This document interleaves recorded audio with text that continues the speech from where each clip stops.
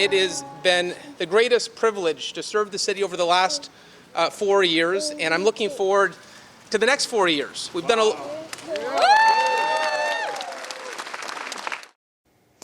Patrick Brown is running for re-election as mayor of Brampton, Ontario. He was bidding for the federal Conservative Party's leadership until the party disqualified him on July 5th, saying his campaign broke election financing rules, sending the already controversial race into overdrive. Patrick Brown is with us from Brampton. Hi, Mr. Brown. Good to see you again.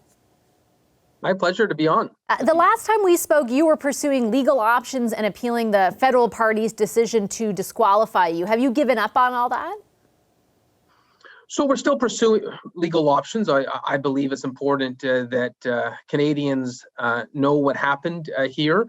Having said that, I think it's very clear that when ballots have been mailed out for weeks now, that they have damaged the possibility of having a fair election. There's no way that you can run a competitive election when ballots have been mailed out and they've told the membership that you're disqualified. It's unfortunate because I thought we had a real shot at winning.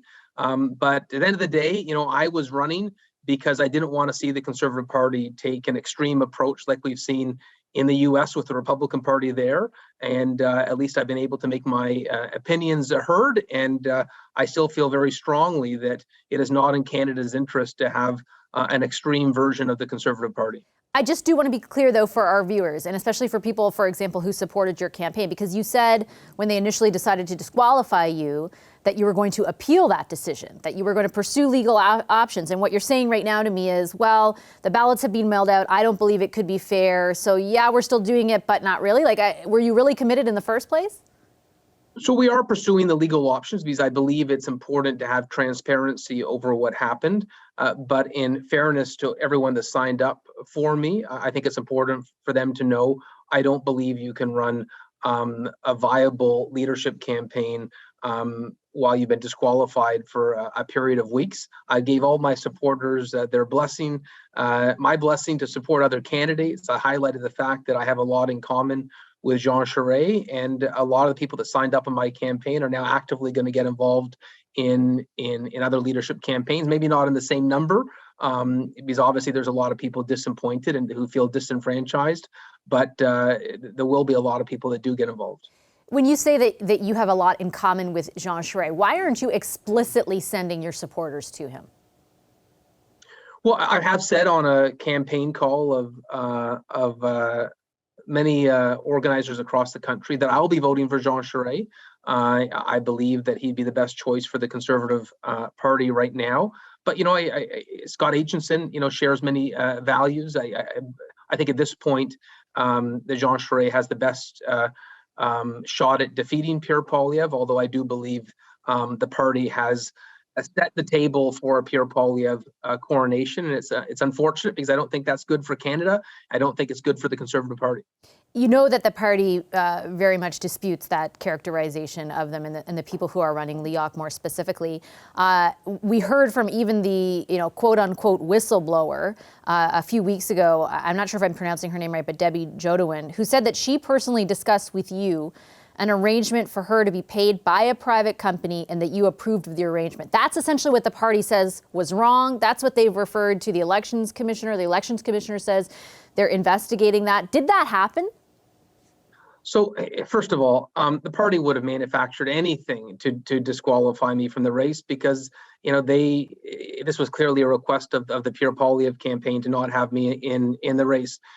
In terms of the individual you spoke of, yes, I recommended her for a job.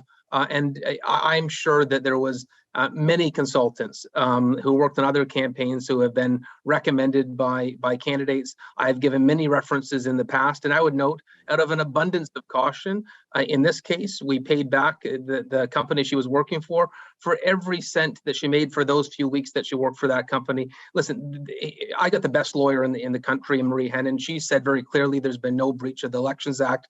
Unfortunately, the federal Conservative Party didn't want to have a competitive election. They didn't want to have a fair and free election. They've got a coronation in mind, and I don't think that's good for the party. I really don't think having the party establishment allow the party to take this dramatic leap to to try to replicate the Republican Party in the U.S. is good for modern day conservatism. I do understand why you would have that feeling, but the last time we spoke again, I asked for proof. How do you know that you said right now that it's clearly a request from Pierre Poilievre's campaign. This woman, through her lawyers, says she was a volunteer on your campaign, that there was no involvement from Pierre Poilievre's campaign, yet you continue to insist something else is true, and you continue to kind of accuse your party of doing something really serious without proof behind that. Well, first of all, there was no proof of any breach of the Election Act, and they made this decision to disenfranchise over 150,000 Canadians. And it was the Pierre Poilievre campaign that told John Reynolds, the former party leader, my campaign co-chair, that they were the ones that were going to do this. They told them before that they were going to pursue this. I certainly believe John Reynolds has a ton of credibility and respect. And he called me right away and said, this is what they're up to. I would say Debbie Jodoin's own friends. Debbie told that to her friends that this was what happening. Listen, I think everyone in the country knows what happened. I think there's been a lot of great commentary. You saw the former NDP leader, Tom Mulcair. You saw Althea Raj's column on the weekend. I think everyone knows what happened. It's just unfortunate because, if Pierre Poilievre wanted to win this free and fair, he would have had more credibility post September 10th than the shenanigans we've seen them pull. And certainly, like I said, I don't know what the truth is. I just know that I haven't seen proof as to underscore everything that you're alleging. Anyway, we've talked about that a lot. I do want to move on just finally before I let you go to what you announced today around running again to be mayor of Brampton. And specifically, I wanted to ask about your candidacy and whether it is the best thing for the city, because I remember on the day you were disqualified from the federal race, we got another press release from a group of city councillors on your council banding together to raise questions really about your ethical conduct as mayor. We spoke about the allegations being raised then, so I don't want to relitigate it. But shouldn't people living in Brampton be a little bit worried about re-electing someone who really has so many enemies, political enemies? So listen, I am proud of my record in Brampton. We landed a new hospital for the city, $1 billion investment, a new medical school, a new transit facility. We're going to be the first big city in the country to electrify our transit fleet, green, clean, and environmentally friendly. We froze property taxes for the first time in 19 years. And it was the residents of Brampton that encouraged me to run federally, to stop the Trumpification of the right wing in this country. And it's the residents of Brampton who once again told me to come back if the federal party is not ready for change, to come back and serve Brampton. I will be a loud voice for the city, and I will stand up for the city to make sure that they get their fair share.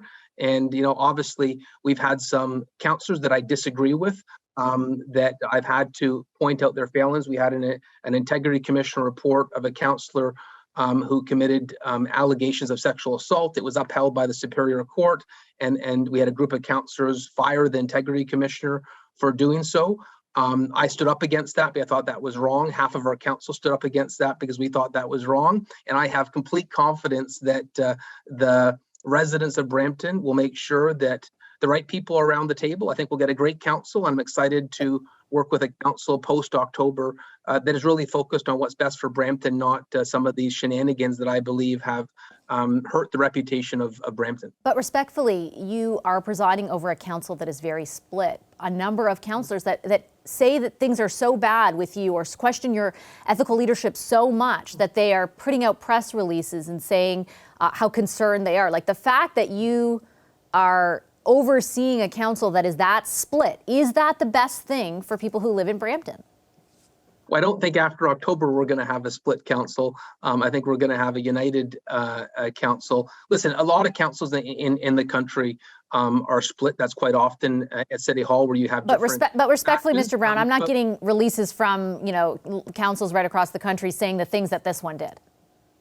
Well, I think the difference is I obviously draw more attention. I think other releases wouldn't draw the interest of CBC because it's not someone involved in national politics. What I would say, though, is that I hear all around the city what folks think, and I know some of the councils who have been involved in trouble with the integrity commissioner, don't have the confidence of the city, and they will likely be replaced. So I feel very good that I'll have a great council to work with post-October, and we're going to do everything we can to stand up for Brampton, to make sure we become a city that is tax competitive, that fights for our fair share, and continue to make the investments that we've been working with on the province into healthcare. Mr. Brown, I'll leave it there. Thank you very much. My pleasure. Hi, I'm Vashi Capellos, host of Power in Politics. See more of our show by subscribing to the CBC News channel or click the link for another video.